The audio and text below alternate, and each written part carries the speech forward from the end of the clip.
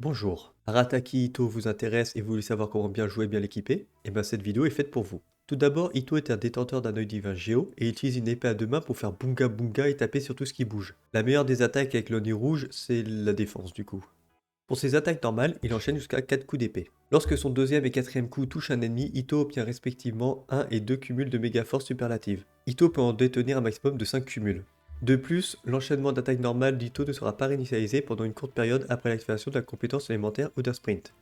Pour son attaque chargée, lorsque vous maintenez appuyé pour lancer une attaque chargée tout en possédant des cumuls de méga force, vous pouvez effectuer un bunga bunga sans consommer d'endurance. Chaque bunga bunga consommera à la place un cumul de méga force. Lorsque le dernier cumul est consommé, Itto libère une attaque finale très puissante. Si aucun cumul de méga force n'est disponible, Itto consommera de l'endurance. Sa compétence élémentaire Zetsugi anti-démon, catapultage d'Akushi, littéralement il projette Oshi, un pauvre taureau qui passait par là pour infliger des dégâts géo. Lorsque Ushi touche un ennemi, il accorde à Ito un cumul de méga force. Ushi reste sur le terrain et apporte son aide de façon suivante. Il insulte la mère des ennemis proches et attire leur attention en remuant des fesses. Il hérite d'un pourcentage des PV max d'Ito. Lorsqu'il subit des dégâts, il accorde à Ito un cumul de méga force, cela peut être obtenu une fois tous les 2 secondes. Si ses PV sont épuisés ou si la durée arrive à terme, il s'enfuit comme un lâche tout en accordant à Ito un cumul de méga force. Pour la plus longue de la compétence, vous ajustez juste la direction du jet.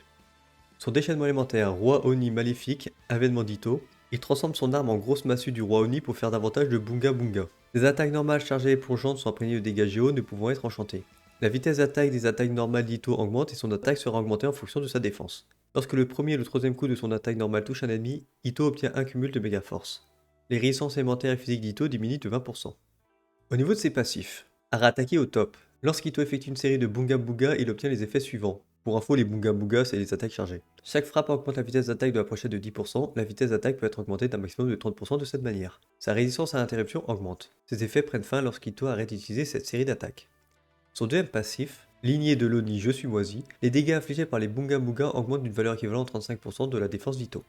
Pour ces constellations, on va faire assez rapide, sachant que Ito est aussi pauvre que nous, avec un métier plus ou moins bancal, bah on n'a pas assez pour acheter des constellations sur lui. Mais ouais, c'est con. Au niveau de ses armes, nous avons en meilleure arme la brise-pierre de corne rouge, c'est son arme de signature qui lui offre beaucoup de dégâts critiques et augmente la défense en plus d'ajouter des dégâts en fonction de celle-ci. Pour ses armes 5 étoiles, nous avons la balise de Tamer de Roseau. Cette arme est la seconde meilleure 5 étoiles pour Ito, elle possède de bonnes stats en tout critique et augmente grandement l'attaque si vous subissez des dégâts, pas si utile mais bon à prendre. Le condamneur. L'arme sera principalement jouée pour les stats, le lancer de taureau fera plus de dégâts ce qui n'est pas forcément un énorme boost de DPS, mais c'est quand même bon à prendre. La fierté de la voûte, elle augmente la recharge d'énergie qui est bien pour Ito et augmente tous les dégâts infligés. Après un déchaînement, les attaques normales et chargées infligent des dégâts d'attaque supplémentaires, c'est un plus. La mort du lion, c'est une option utilisable qui donne de l'attaque mais Ito ne profite pas beaucoup du passif, donc ouais. Pour ces armes 4 étoiles, il n'y a pas grand chose, nous avons l'ossature du dracon. Cette arme est la meilleure 4 étoiles pour Ito et la deuxième meilleure si vous avez un haut raffinement dessus. Elle offre du taux critique et augmente les dégâts infligés. L'espadon de roche noire donne du dégât critique et augmente l'attaque si vous triomphez d'ennemis, ce qui n'est pas très utile pour Ito. Pour ces armes free-to-play, nous avons l'ombre immaculée, c'est la meilleure option et seule option free-to-play pour Ito en fait. Elle donne beaucoup de défense, ce qui augmente convenablement le DPS. Ou alors l'arme 3 étoiles, la grande épée en fer blanc. Là, c'est la grosse dèche. Ça donne de la défense et un peu de soin. Voilà. Au niveau de ces artefacts, encore une fois, il n'y a pas grand chose de ce côté-là. On a la coquille des rêves opulents, c'est le meilleur set pour Ito, il permet d'augmenter énormément sa défense et ses dégâts géo afin de faire plus de bunga bunga. Vous pouvez faire un mix de 7, 2 pièces roche ancienne, 2 pièces coquille et 2 pièces maréchaussée. Utilisez le mix de 7 en fonction de la statistique que vous voulez privilégier. Par exemple, si vous voulez plus de défense, plus de dégâts d'attaque normale, plus de dégâts géo, etc. etc. Le météore inversé. Bon, c'est un set qu'on voit plus beaucoup, hein, il est pas si ouf. Si Ito est joué avec un bouclier, alors ce set est plus qu'envisageable pour augmenter les dégâts de ses attaques chargées. Mais c'est tout. Ou alors le rideau du gladiateur. Si vous avez un ensemble complet, ça peut dépanner en attendant une meilleure option. Pour les statistiques à rechercher sur Ito, c'est un DPS qui fonctionne sur la défense. Donc pour la fleur et la plume en stade secondaire, vous allez chercher du critique, de la défense et de la recharge d'énergie. C'est très important puisque Ito fonctionne quasiment que avec son déchaînement, donc il faut un minimum de recharge d'énergie. Pour sablier en stade principal de la def, et en stade secondaire du critique et de la recharge. Pour la coupe, une coupe en dégâts géo, avec du critique, de la défense et de la recharge. Et pour le diadème, vous aurez le choix entre du taux critique ou du dégât critique en fonction de ce qui vous manque pour équilibrer stats critiques. Putain, je le répète tout le temps celui-là. De la défense et de la recharge d'énergie. Bon, ensuite, au niveau de ses équipes.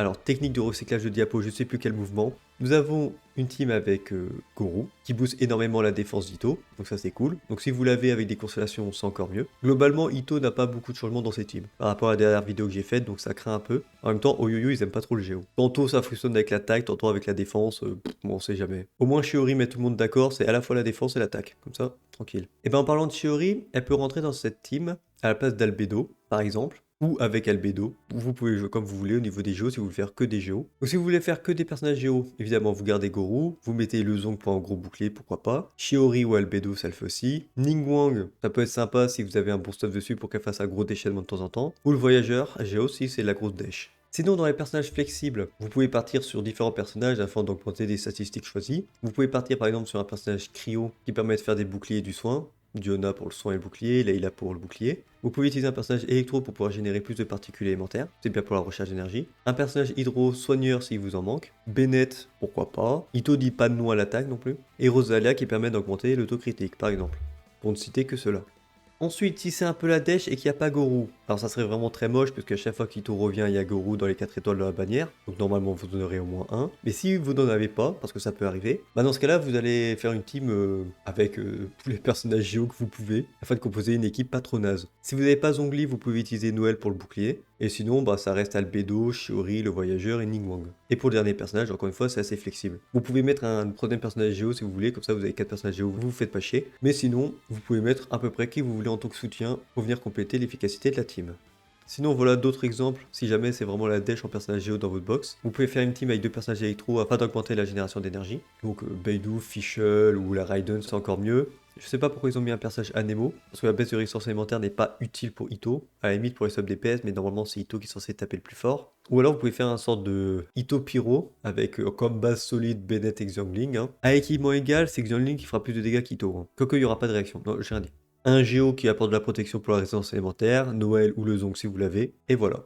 Alors au niveau de son apparence, j'aime bien sa bouille, même s'il a des muscles un peu moins épais que ceux d'Alaitam. Bon, en même temps, vu son hygiène de vie, ça m'étonne pas, Alaitam il est plus posé et calculateur et réfléchi. Donc il a le temps de bien s'entraîner et de bien manger. Ito il bouffe comme un porc, il bouffe n'importe quoi, puisqu'il a pas d'argent donc il mange des fruits sauvages. Voilà, c'est un style de vie. Hein. Sinon, qu'est-ce qu'il vaut dans le jeu? Après c'est un Géo, ça a ses avantages et ses inconvénients. Il s'en fout des réactions. Ça c'est bien. Et généralement, il n'a pas de faiblesse élémentaire, donc il peut tabasser n'importe qui en abysse, n'importe quel slime, ça passe. Il sera principalement joué dans les abysses puisqu'il est dépendant de son déchaînement élémentaire. C'est-à-dire que dans le monde ouvert, si vous claquez votre déchaînement pour taper 3 Brutocoinus et vous avez plus de déchaînement avant un moment, vous ferez des attaques normales sans être infusé, c'est pas super. Donc dans les abysses, c'est là où il performera le plus. Et c'est un style de jeu sans prise de tête, voilà. Donc voilà, invoquez-le parce qu'il est beau et con, mais il tape quand même fort.